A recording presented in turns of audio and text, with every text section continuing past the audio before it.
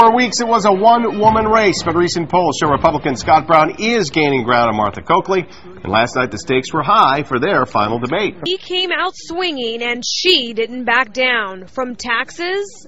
Scott, you're the one who voted while you were in the Senate for over $7 billion of spending. ...to terrorism.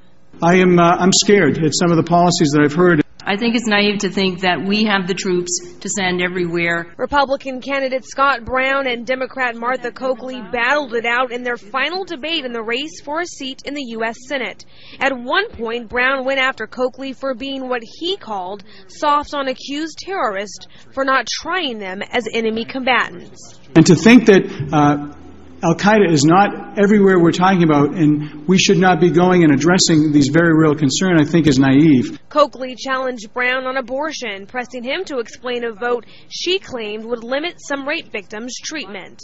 To think that I would even, especially with my two young daughters here, with all due respect, to think that I wouldn't allow them the opportunity if they were raped to have the immediate attention, I think, is abhorrent. Am I wrong, Scott, that the bill you filed allows for emergency personnel to deny care if it's within their decision? Yes, you're absolutely wrong. It was an amendment. I'm wrong or I'm right?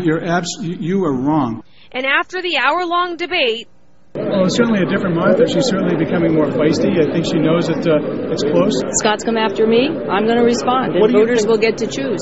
But if that election was held today, we want to hear from you. Go to our website, myfoxboston.com. Who would you vote for today? Decision 2010. The three people who want to represent Massachusetts in the U.S. Senate squared off tonight to define their differences in a sometimes combative candidates debate in Boston. Health care dominated much of the debate in Boston. The health care bill that's being proposed in Washington is broken. The backroom deals, Nebraska, Louisiana, we all know about it. We need to start over. I'd be proud to be the 60th vote to make sure that we get health care reform that we so badly need. We've taken the lead here in Massachusetts in getting everybody insured. The health care bill that's going on in Washington is a travesty.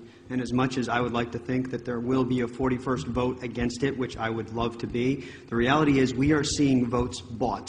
The candidates displayed distinctly different plans to reduce the deficit. I will cut the wars. I will stop spending money on the wars. We have people over in Japan. We have people over in Germany that defend wealthy nations today. And you know who pays for it? We pay for it. We need to get the engine of this economy running again, get people back to work, get tax revenues up. How would you get tax revenues up? You're going to increase taxes? No, by getting people back to work. Her tax proposals will not help at all. They will add to the deficit. The health care bill will add $1 trillion+. The cap and trade scheme will increase taxes.